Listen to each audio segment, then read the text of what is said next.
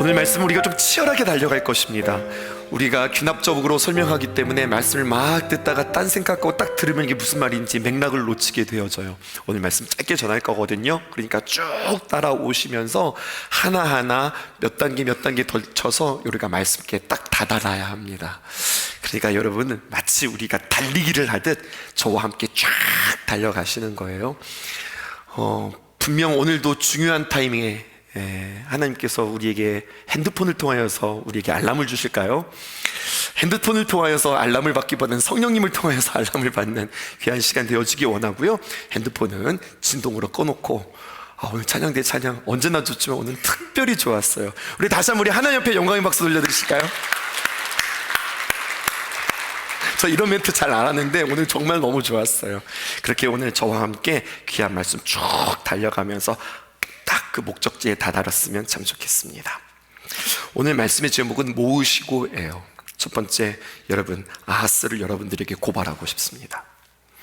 성경에서 가장 나쁜 사람, 성경에서 가장 악한 사람은 누구라고 할까 보면 열왕기상 16장에 나오는 남유다의 왕 아하스라 할 수 있겠습니다. 여러분들 이 사람 아십니까?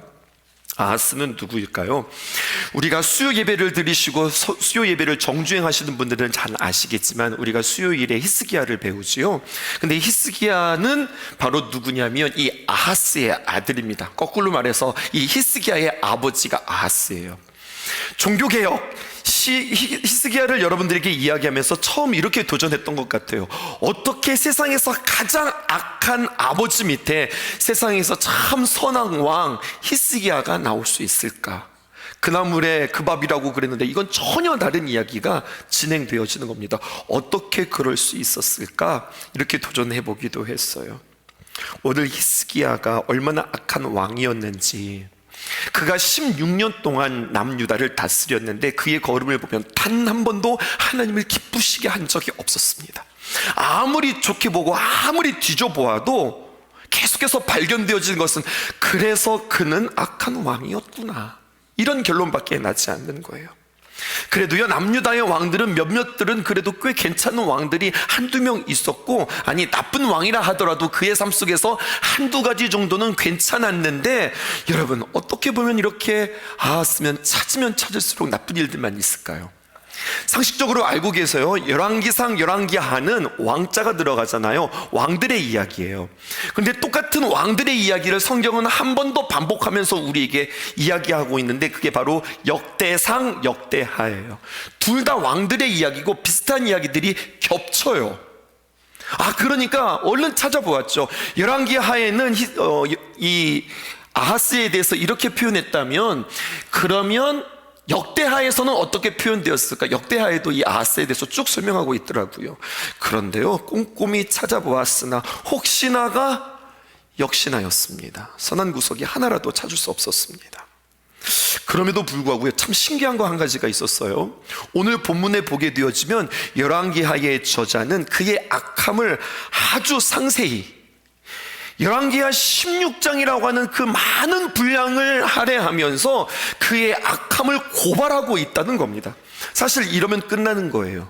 아하스 참으로 선한 것이 없는 악한 왕으로 하나님의 기쁨이 되지 못했던 왕이다, 이 문장으로 그의 인생은 다 끝나는 겁니다. 그런데 왜 성경은 왜 그의 악함을 구구절절히 우리에게 설명하고 있는 걸까요? 설명도요 굉장히 논리적으로 해요. 처음에 그는 이런 왕이었다라고 딱 한번 요약한 뒤에 그의 잘못들을 쭉 나열하고 있어요. 2절 보실까요? 이렇게 기록되어 있습니다. 아하스가 왕이 될 때의 나이가 20세라 그가 20살에 왕이 되었네요. 예루살렘에서 16년간 다스렸으나 왕의 노릇으로서 16년, 그러니까 36살까지 그가 왕 노릇을 했는데 평가하기를 그의 조상 다윗과 같지 아니하여 그의 하나님 여호와께서 보시기에 정직히 행하지 아니하고, 이렇게 표현하고 있습니다. 그의 인생에 대한 하나님의 평가예요. 여러분 보십시다. 정직히 행하지 않았다 그러니까 그는 거짓말만 일삼았던 사람인가? 아닙니다. 무엇이 그로 하여금 정직하지 못했는가? 정직하다는 것이 우리의 생각과 다른 표현이거든요. 이렇게 표현하고 있어요. 3절 하반절에 보니까 여호와께서 이스라엘 자손들을 쫓아냈습니다. 어떻게 쫓아냈느냐? 이스라엘 자손들을 쫓은 게 아니라 이스라엘 자손들 앞에서, 그들이 보는 앞에서 이런 거는 아니야 라고 해서 딱 쳐낸 사람들이 있었어요. 이방 사람들이었는데 왜 그들을 쳐냈는가 보았더니 가증한 일을 했습니다. 어떤 가증한 일이냐? 여러분, 나름대로 신을 섬기는데 어떻게 섬기냐면 자기 자식을 갖다가 바치는 거예요. 여러분, 인신제사입니다. 하나님께서 보실 때 이것은 굉장히 악하고 악하다 못해 가증하다, 그렇게 주님께서 표현하셨거든요. 그런데 여러분, 이 아하스가 그 짓을 하네요. 이방 사람들이 자기 자식을 바치는 그 인신제사를, 자기 아들을, 자신이 나라를 다스릴 때 태평성국을 이루기 위해서 자기 아들을 불 가운데로 지나가게 하는 악한 왕이 아하스였다는 겁니다. 뿐만 아니라 3절 하반절에 보니까 여호와께서 이스라엘 자손 앞에서 쫓아내신, 그 다음에 그 4절 말씀입니다. 또 산당들과 작은 산 위와 모든 푸른 나무 아래에서 제사를 드리면서 분향하였더라. 무슨 말입니까? 자꾸만 산당들을 만들어 놓고 우상들을 세워놓고 작은 산 위나 또 모든 푸른 나무 아래에서, 그러니까 한두 군데가 아니죠, 여러 군데의 우상을 섬기는 곳을 만들어 놓고 거기에서 제사를 드리며 분향하였어요. 그런데 5절이 어떻게 시작되는 줄 아세요? 그때에 이렇게 이야기합니다. 그러니까 어느 때예요? 이 아하스가 아주 타락해서 그의 아들을 인신제사로 드리고, 그리고 이곳저곳에다가 산당을 지어놓고 그리고 제사를 드리던 그때에 하나님께서 사인 보내십니다. 어떻게 사인을 보내시느냐? 아람 왕 르신과 이스라엘의 왕 베가. 여러분, 아람 왕은 저 이방에 있는 부족 국가고요, 그 다음에 이스라엘이라고 하면 이 시대에는 북이스라엘과 남유다가 갈라졌거든요. 이 북이스라엘, 아니 형제 나라 북이스라엘과 아람이 딱 손을 잡고서 무슨 일을 하냐면 남유다를 공격하게 되어지는 거예요. 근데 희한한 표현이 있습니다. 이들이 예루살렘에 올라와서 싸우려 하였으나 아하스를 애워쌌다. 그러나 뭐라고 기록되어져 있어요? 능히 이기지 못했다. 아니, 아하스가 얼마나 강했으면 이 두 나라가 연합하여서 공격을 하는데도 이기지 못할까요? 이게 무슨 말일까요? 여러분, 이기지 못하느니라 하였으니 지금 아하스가 이긴 거예요, 진 거예요? 이긴 거죠. 이기지 못하였으니까 이 아하스가 이긴 거잖아요. 근데 진짜 이겼나 보았더니 아니더라고요. 여러분, 열왕기하와 역대하가 병행 말씀이라고 그랬죠. 역대하를 찾아보았더니 이렇게 기록되어져 있어요. 역대하 28장 4절에 보니까 똑같이 기록되어져 있습니다. 또 산당과 작은 산 위와 모든 푸른 나무 아래에서 제사를 드리며 분향하였더라. 예, 우상들을 섬기고, 그리고 그들이 하나님을 섬기지 않고 세상의 잡것들에 대하여서 분향한 그들을 향하여, 똑같은 표현이잖아요. 근데 5절 보세요. 열왕기하에서는 그들이 이겼다라고 이야기했는데 성경은 이렇게 이야기하고 있어요. 그러므로 그의 하나님 여호와께서 그를 아람 손에 넘겼다, 이렇게 이야기하는 겁니다. 이게 무슨 소리인 줄 아세요? 아람 손에 넘겼으니 누구 손에 달려있는 거예요? 아람 손에 달려있는 거예요. 더 구체적으로 이렇게 이야기합니다. 자, 하반절 보실까요? 그들이 쳐서, 누가 친 겁니까? 아람 백성들이 이 남유다를 친 겁니다. 그래서 많은 무리를 사로잡았습니다. 누구를 사로잡은 겁니까? 남유다 백성을 사로잡은 겁니다. 그리고 다메섹으로 갔으며, 또 이번에는 누구에게도 넘겼습니까? 이스라엘 왕의 손에도 넘겼다. 이 이스라엘 왕은 북이스라엘을 말하는 거예요. 그래서 그가 쳐서 크게 사륙하였다, 이렇게 이야기합니다. 그러면서 6절에 그렇게 하신 이유는 뭐냐? 그의 조상들이, 남유다 백성들이 하나님 여호와를 버렸습니다. 버렸으니까 아람 손에 넘겼고 북이스라엘에 넘겨서 그들로 하여금 고통당하게 하였는데 말이죠. 보세요. 르말라의 아들 베가가, 다시 말하여서 이렇게 쉽게 이야기하면 됩니다. 아람 왕 베가가 유다에서 하루 동안에 용사 12만 명을 죽였다. 그러니까 누가 죽은 거예요? 남유다 백성들이 죽은 거예요. 남유다 백성이 죽은 거잖아요. 그 다음 7절 보실까요? 에브라임 용사, 이건 북이스라엘을 말하는 겁니다. 북이스라엘의 용사 시그리는 왕의 아들 마아세아와 국내 대신이었던 아스리김과 그리고 총리 대신 엘가나를 죽였더라. 이름도 참 어려워요. 근데 중요한 건 보니까 왕의 아들이 죽었네요, 국내 대신이 죽었네요, 총리 대신이 죽었네요. 이 사람들 다 어디 사람들이에요? 남유다 사람들. 그리고요 8절 보실까요? 이스라엘 자손이 그의 형제 중에서 그의 아내와 자녀를 합하여 20만 명을 사로잡고, 앞에서는 12만 명이 죽었다고 그랬는데 20만 명은 사로잡았어요. 그리고 그들의 재물을 많이 노략하여, 그리고 어떻게 하였는가? 사마리아로 재물도 가져가고 포로로 끌고 가는 겁니다. 이긴 거예요, 진 거예요? 이건 졌죠. 망한 겁니다. 여러분, 폭삭 망할 지경인 겁니다. 완전히 망한 것은 아니었지만. 그런데 열왕기하에서는 왜 그들을 가리켜서 능히 이기지 못했다라고 표현을 했을까요? 여기에 깊은 메시지가 있습니다. 북왕국 아람이 아무리 크고 세력이 크고 군사력이 막강하다 할지라도, 그런데도요 남유다가 살아남고 능히 이기지 못하리라 라고 하는 그 표현에는요 다음 한 가지가 더 있는 거예요. 그것은 바로 무엇이냐? 그들을 향한 특별한 하나님의 은혜. 아하스 우리가 살펴보았지만 얼마나 악한 왕이었어요. 그럼에도 불구하고 그들을 향한 하나님의 특별한 은혜가 있었다는 거예요. 그 특별한 은혜란 무엇일까요? 여러분, 시간이 없어서 역대하 28장 쭉 읽어보면 그 은혜들이 나와 있는데 읽어드리지 않고 제가 간단하게 설명해 드릴게요. 하나님이요 북이스라엘의 선지자 오뎃 아니고 오뎃이라고 하는 선지자를 부르십니다. 그리고 그에게 개입하세요. 어떻게 개입하시냐? 오뎃 선지자를 통하여서 말씀하시는 바 이렇게 말씀하는 거예요. 북이스라엘, 너희들 잠깐 일로 와봐. 너희들 그렇게 남유다 백성들 사로잡았지. 근데 생각해보자. 너희가 남유다랑 다를 바가 뭐가 있어? 뭐가 다르지? 남유다 백성 포로로 끌고 왔어? 형제 나라잖아. 놓아주어라, 돌아가게 하라. 안 그래? 너희들 그렇게 안 할 거야? 그러면 하나님의 진노가 북이스라엘 너희 가운데 임할 것이다. 오뎃 선지자를 통하여서 북이스라엘에게 경고했어요. 그리고요 북이스라엘이 이것을 진지하게 듣습니다. 그리고 포로로 지금 막 사마리아로 올라오고 있는 그들을 향해서 그들을 어떻게 대하고 있는가? 역대하 28장 15절은 우리가 읽어볼게요. 이렇게 이야기합니다. 이 위에 이름이 기록된 자들이 일어나서 포로를 맞이합니다. 그리고 노략하여 온 것 중에서 옷을 가져다가 벗은 자들에게 입히고 신을 신기고 먹이고 마시게 하며 기름을 바르고 약한 자들은 모두 나귀 위에 태웠다. 지금 포로들을 지금 이렇게 대우고 하고 있어요. 어떻게 이것이 가능하죠? 하나님이 말씀하셨거든요. 하나님의 경고하심에 따라서, 아니 포로로 끌려왔는데 지금 포로가 왕처럼 대우받고 있네요. 그리고 이렇게 기록되어져 있습니다. 그 하반절을 보실게요. 종려나무성 여리고에 이르러 그의 형제들에게 돌려준 후에 사마리아로 돌아갔더라.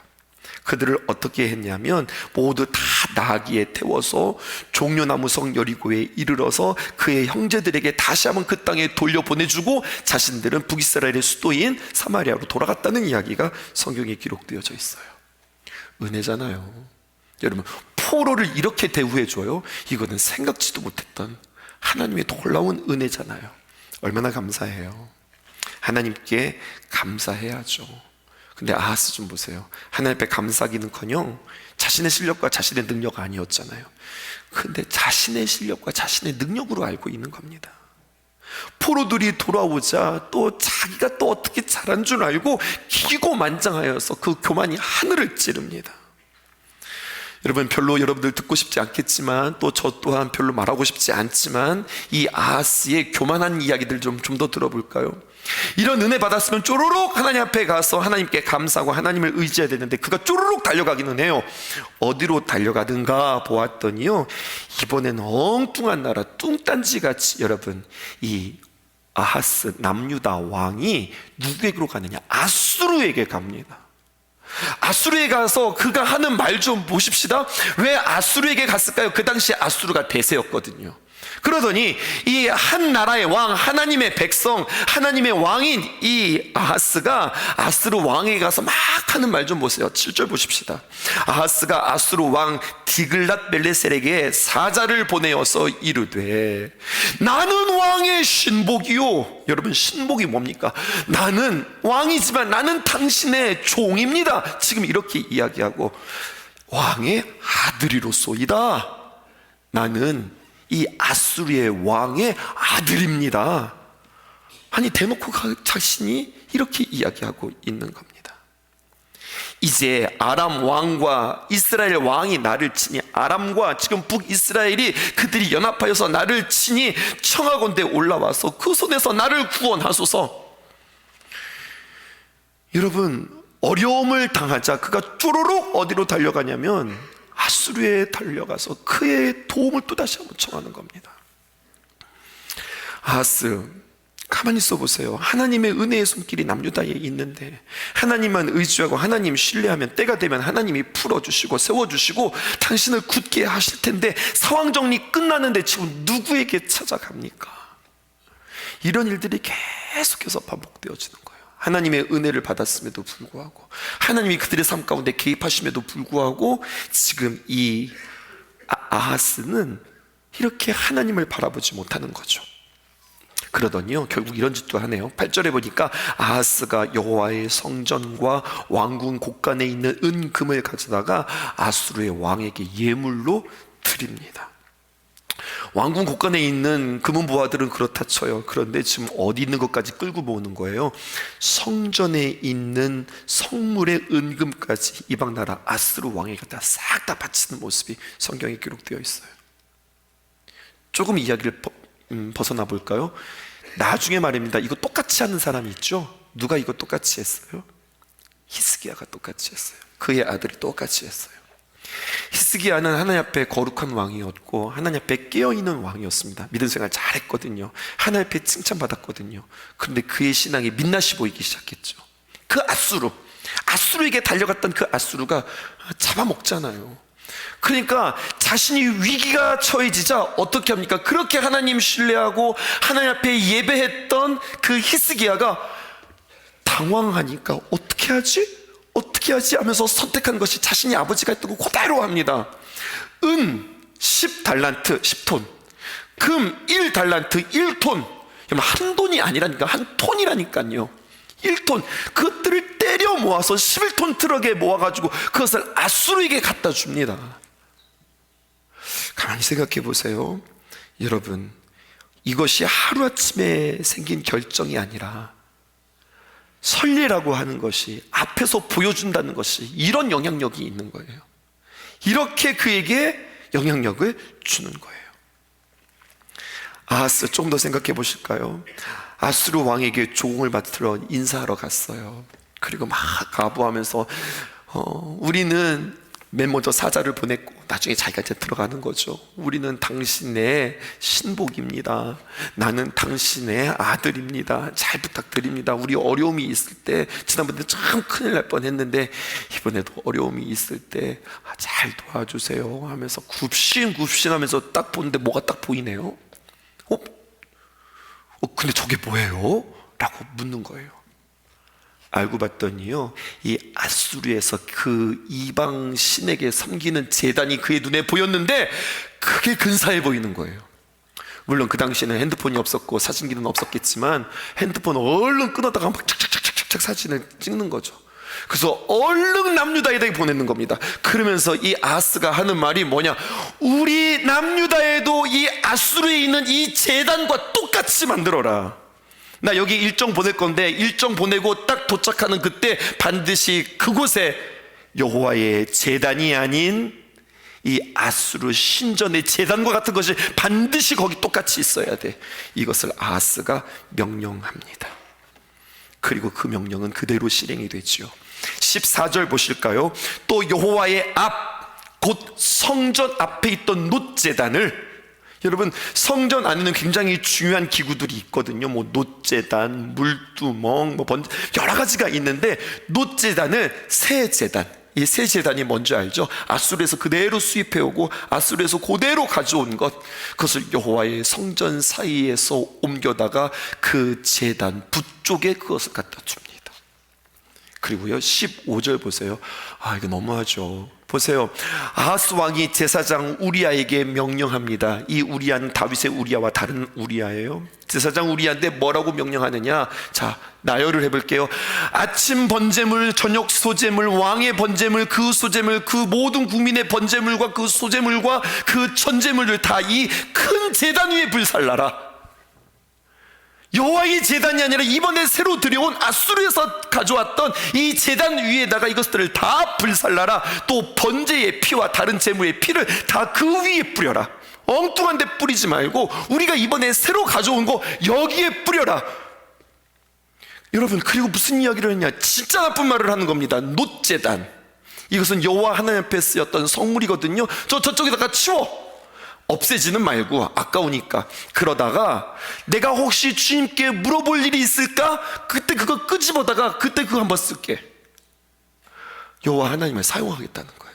저기다가 치워놨다가, 그랬다가 저 놋제단은 내가 죽기 여쭐 일이 있을 때만 쓰게 하리라, 이렇게 이야기하죠. 급하게 달려갔어요. 여러분, 이런 아하스 어떠세요? 좀 심한 말로 이걸 살려 죽여, 막 이런 마음이 우리 안에 있는 거잖아요. 여러분, 하나님이 너무해요? 인간이 너무해요? 솔직히 여러분, 아수르를 고발하면서 정말로 속 상한 것뿐만 아니라 막 속이 상해서 막 터지기 직전 아닙니까? 너무하다는 생각 안 드세요? 그런데 이제 은혜의 복음이 펼쳐지기 시작합니다. 두 번째, 은혜의 복음을 여러분들에게 소개할게요. 이 지경인 남유다 아하스에게 왜 하나님은 이토록 잘해주시는 걸까요? 아니, 그렇게 잘해준들, 그런 은혜들 그들에게 베풀어준들, 하나님의 은혜와 사랑의 그 호의에 그것을 알아듣기라도 할까요? 그 말을 알아들을까요? 도대체 하나님 왜 그러실까요? 우리 하나님 사랑이셔서, 하나님 착하셔서. 여러분, 이유는 딱 한 가지. 남유다를 통하여서 다윗과 언약한 게 있으세요. 신실하게 약속한 게 있으세요. 그 약속을 지키려고 부단히도 노력하고 계시는 겁니다. 볼 거 안 볼 거 다 보시면서 꾹 참으시고. 여러분, 이런 표현 어떨까요? 다윗의 언약에 신실하신 그 하나님께서 그 약속을 애절하게 지켜가셨다.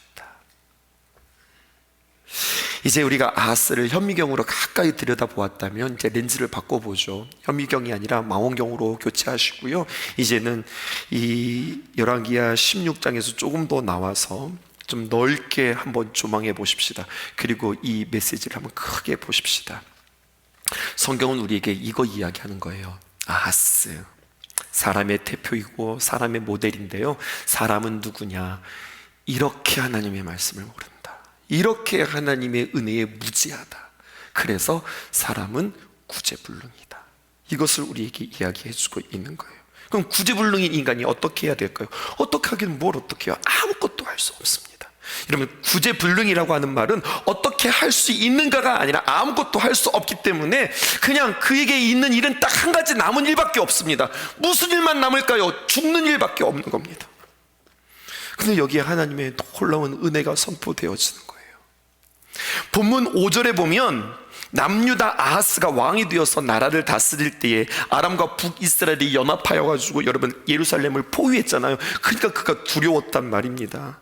아니, 그렇게 될 줄 알았을까요? 우리가 볼 때는 알았는데 그는 그렇게 될 줄 전혀 몰랐어요.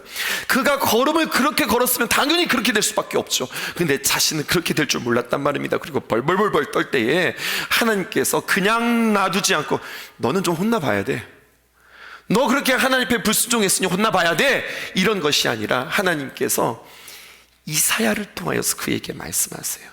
최악인 아하스에게 하나님께서는 선지자, 최고의 선지자 이사야를 불러서 그에게 말씀하십니다. 뭐라고 이야기하냐? 이사야 7장의 말씀인데요, 여러분, 기가 막힌 말씀이 여기 기록되어져 있어요. 이사야서 7장 10절에 보니까 여호와께서 또 아하스에게 말씀하여 이르시되, 그럼 전에도 말씀하셨다는 거잖아요. 전에도 말씀했는데 알아듣지 못하고 말 안 들었던 이 아하스에게 여호와께서는 또 아하스에게 말씀하여 이르시되 11절 너는 내 하나님 여호와께 한 징조를 구해라. 징조라고 하는 말을 영어 성경으로 찾아보았더니 이게 사인이에요. 표적. 하나님께 너는 증거를 구해라 이렇게 이야기하는 겁니다. 깊은 데서든지 높은 데서든지 이 표적을 구해라. 그래야 네가 산다 이렇게 이야기하는 거예요. 이사야 선지자를 통해서 아하스에게 이렇게 이야기했거든요. 그럼 여러분, 이 아하스가 이 선지자의 말에 순종했을까요? 순종하지 않았을까요? 속상해요. 12절 보니까 이렇게 이야기합니다. 아하스가 이르되, 말은 엄청 잘해요. 나는 구하지 않습니다. 난 그렇게 기도 안 합니다. 왜 기도 안 하는데, 아니 어떻게 여호와를 시험할 수 있습니까? 하나님을 어떻게 시험하면서 증거를 보여달라 한다. 아니 어떻게 일하게 합니까? 말은 그냥 말은 여러분, 언뜻 보면 믿음 좋은 것 같고 언뜻 보면 하나님을 경외하는 것 같지만 사실은 그 속에 꿍꿍이 속에 다 있는 거예요. 이미 계획 다 짜놨어요. 무슨 계획입니까? 하나님께 도움을 구하는 것이 아니라 여러분, 얼른 아수르 왕에게 가서 도움을 구하겠다고 하는 그 생각이죠. 이사야가 그거 몰라요? 알죠. 13절 이사야가 간곡히 이야기합니다. 이사야가 이르되 다윗의 집이여. 남유다를 향해서 이번엔 뭐라고 표현합니까? 다윗의 집이여. 남유다가 어떤 나라인 줄 알아? 하나님께서 다윗을 세우시고 다윗을 향해서 약속하시고 그 약속은 그냥 그때뿐만 아니라 영원히 이루어질 하나님의 그 귀한 약속을 기업으로 얻은 이 다윗의 집이여, 원하건대 들을지어다. 들어라. 너희가 사람을 괴롭혔다는 이야기는요, 내가 너무너무나 속상하다는 이야기예요.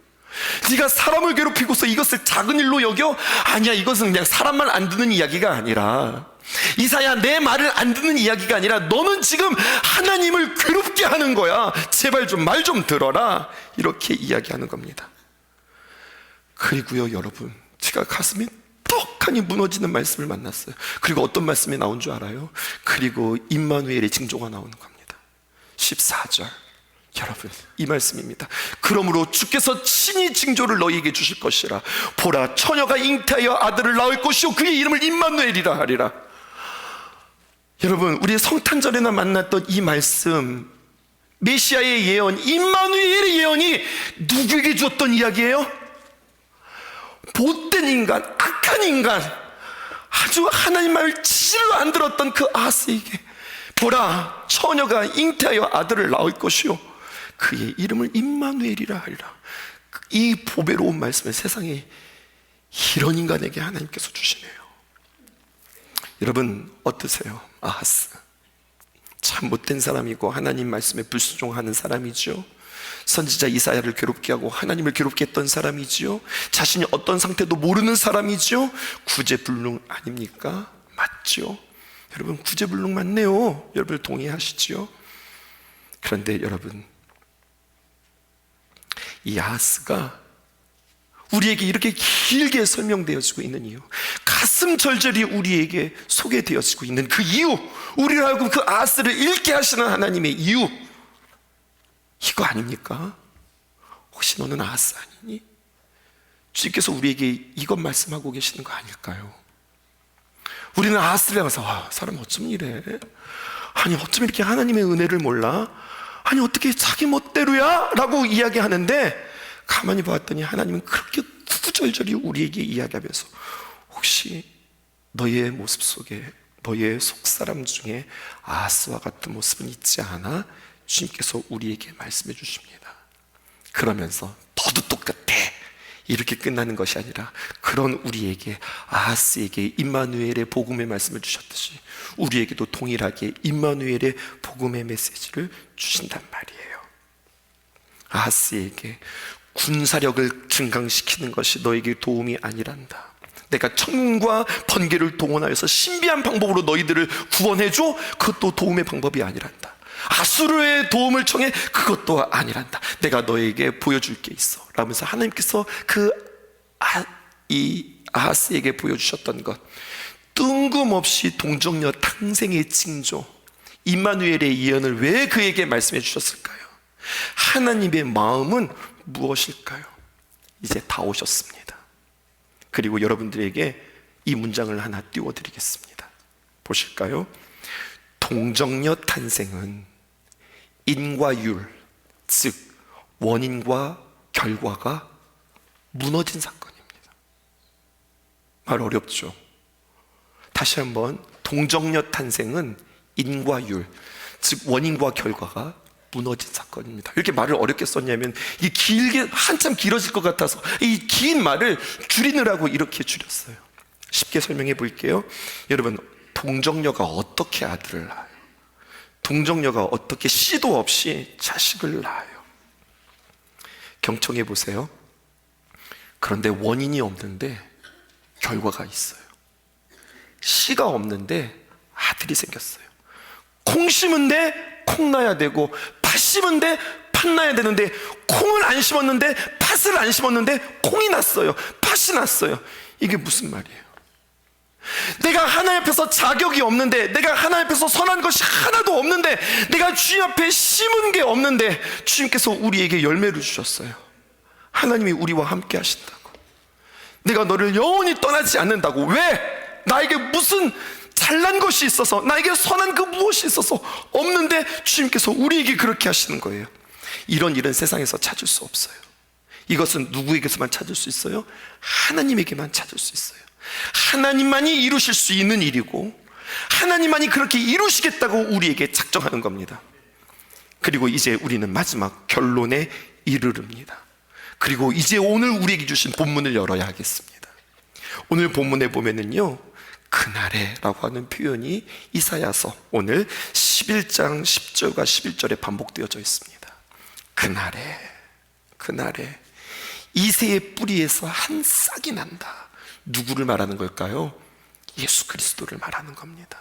그리고 그는 만민의 기치로 설 것이요 열방이 그에게로 돌아올 것이니 그가 거한 곳이 영화롭게 되어질 것이다. 예언의 말씀이에요. 이런 일들이 그날에 있을 것이라. 11절 보실까요? 그날에 또 이야기하죠. 주께서 다시 그의 손을 펴셔서 그의 남은 백성들, 어디로 다 뿔뿔이 흩어졌던 아수르와 애굽과 바드로스와 구스와 엘람과 시날과 하맛과 바다 섬들에게 뿔뿔이 흩어졌던 그들을 다 어떻게 할 것이라? 주님께서 다 돌아오게 하실 것이라. 언제? 그날에. 여러분, 세번역에는요 그날에를요 이렇게 표현했더라고요. 그날이 오면. 오늘 말씀을 묵상하는데 오늘 10절과 11절은 그 당시 구약시대의 이스라엘 백성들에게는요 이루어진 예언이 아니라 장차 이루어질 예언이었어요. 그들에게는요 메시아에 대한 간절한 염원이었고 소망이었어요. 구약 사람들은 그렇게 이야기했어요. 주님, 그 약속을 받고 그날이 언제입니까? 그때는 언제입니까? 그 메시아가 와서 우리를 구원할 때가 언제입니까? 그렇게 꿈에도 그렸던 소망의 날이었어요. 누구에게는요? 구약시대 사람들은. 우리는 구약시대 사람들이에요? 아니잖아요. 우리는 어디 시대 사람입니까? 2024년도를 살아가는 우리에게는 우리에게 이루어질 소망, 우리에게 오실 메시아가 아니라 이미 우리에게 이루어진 소망, 우리에게 이미 이루어진 메시아, 이 땅에 예수님께서 이 땅에 오셨단 말입니다. 구약의 성도들에게는 이새의 뿌리에서 오시리라 그 예수님을 기다려야만 했다면, 여러분, 우리에게는요 이미 이루어진 하나님의 귀한 복이란 말이에요.